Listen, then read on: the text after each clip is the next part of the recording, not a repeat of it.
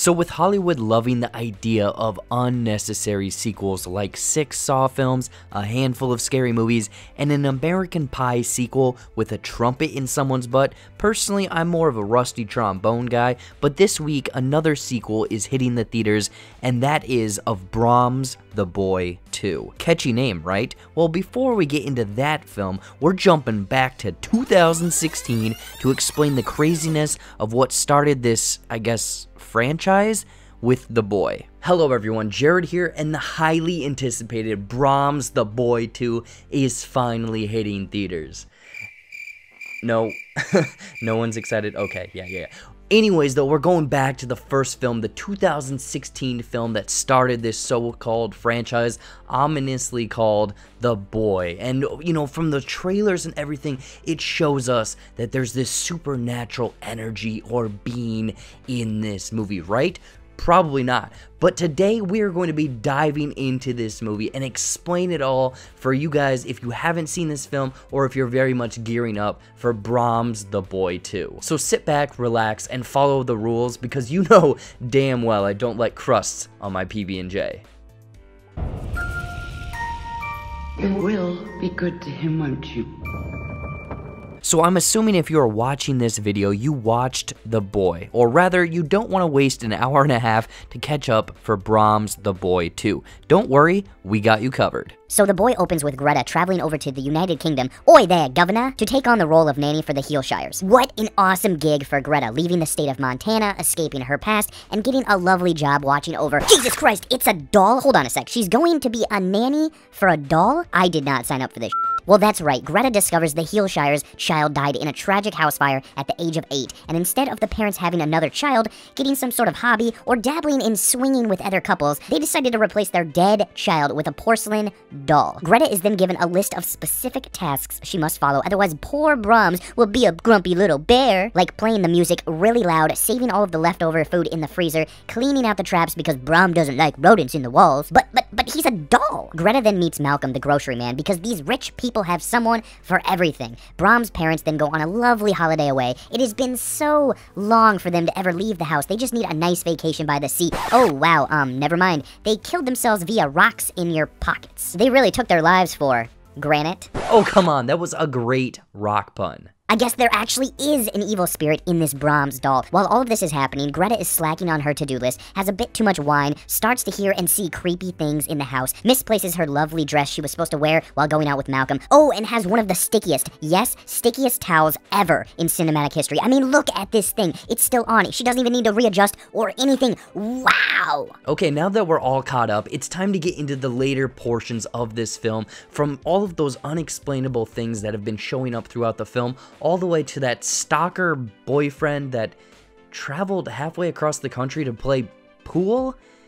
I'm gonna be honest, I don't think this guy had a plan at all. So like I mentioned, throughout this story, unexplainable things have been happening, like creepy noises in the house, Greta being locked in the attic, her having her dress suddenly disappear, and Brahms seemingly moving on his own when she leaves the room. So yeah, this would definitely fall in the realm of supernatural elements, right? The Brahms that got burnt to a crisp back in 1991 has somehow put his spirit in this doll like some sort of child's play plot point. Okay, we're not going to go off on that tangent because that little dude scares the bejesus out of me. In the presence of Greta, Brahms has moved positions, knocked on the wall, and made her a PB&J sandwich. But to further her proof, she has Malcolm the grocery man witness the events for himself to prove she isn't a raging alcoholic, just drinking red wine all day. And sure enough, Brahms moves for Malcolm as well, seemingly not scared of a damn spirit living in a doll. The two of them are relieved, almost thrilled by this discovery. The two then have a lovely stroll together and start to make out, but no, the porcelain penis doll Brahms does not like any of that, does some creepy things, and scares them away, calling it a night. However, the next day, Greta is taking care of old Brahms when she hears something in the house, assuming it's Malcolm again, only to find out it is Cole. Whoa, Cole? Who is Cole? We can't be adding characters this late in the movie, can we? Cole is the crazy ex-boyfriend mentioned earlier in the story. Remember, he flew halfway across the planet, got the address to the place she was nannying, and seemingly broke in to be like, "Hey babe, what's up?" Am I the only one that perceives this as a creeper, borderline stalker move? Well, don't worry, because this creeper move actually ties into the overall theme of the boy. Obviously, with another man around, Brahms is not getting the much needed attention he wants. Come on, Greta, look at me. I made you a PB&J sandwich last week. When did Cole ever do that for you? But Brahms goes one further, shoving dead rats into Cole's bag and really pissing this redneck farm boy off. Clearly by now, it is established Brahms is a supernatural presence who has the hots. Ooh, the hots for Greta. All of a sudden, Cole, with his redneck rage and farm hand fury, smashes that creepy possessed doll into smithereens. No, not the American rock band that started in New Jersey in the 1980s, but rather A Million Little Pieces. No, not the 2003 novel that later became a page-to-screen adaptation of the 2018 film starring Quicksilver from Age of Ultron. Okay, breathe. Cole shatters the Brahms doll. The house erupts into a blind fury like the house from Poltergeist. Clearly the spirit trapped inside of Brahms is now loose in the house, traveling throughout the walls. Cole slowly approaches the nearby mirror, listens closely, listens again. And like that clueless SWAT team member from The Matrix announces, "They're in the walls!" All of a sudden, Cole is blasted backwards as the mirror explodes outward and a creepy arm reaches from the darkness. An adult sporting a porcelain mask emerges from the wall. Holy it's Brahms.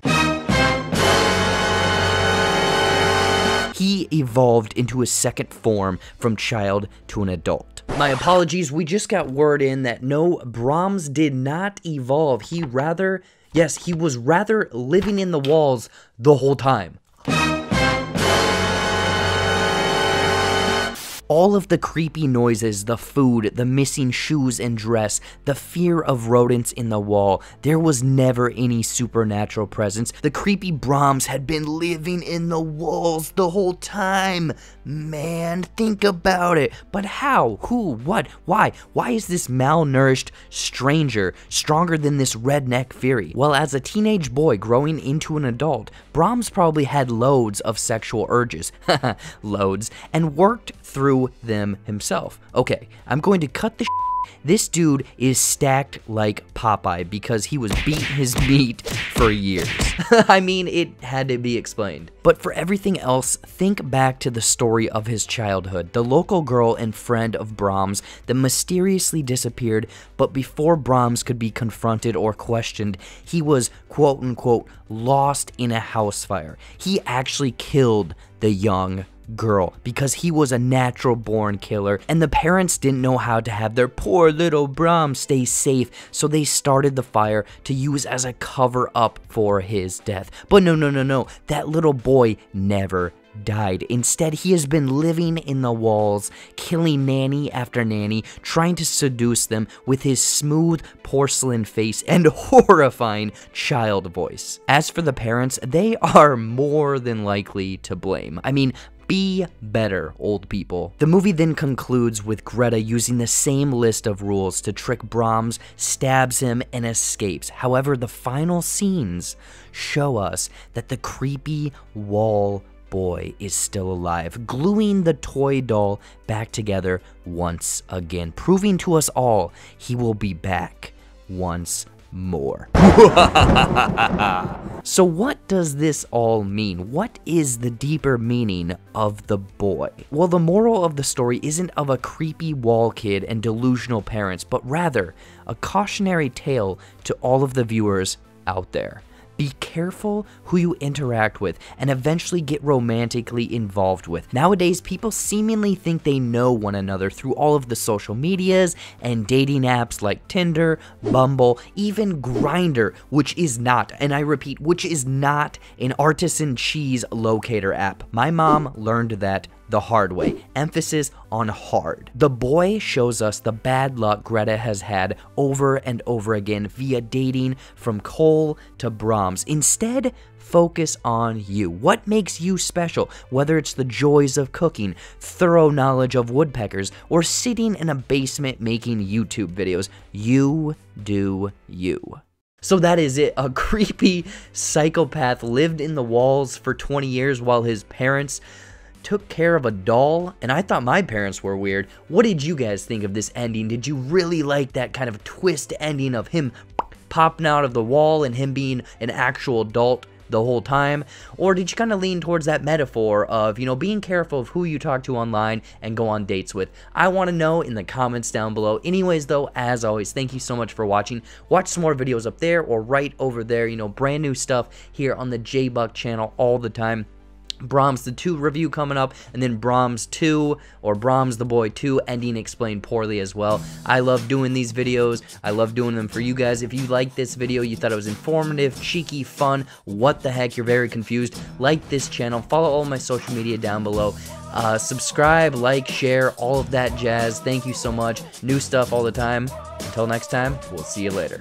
Oh, come on, that was a great rock pun.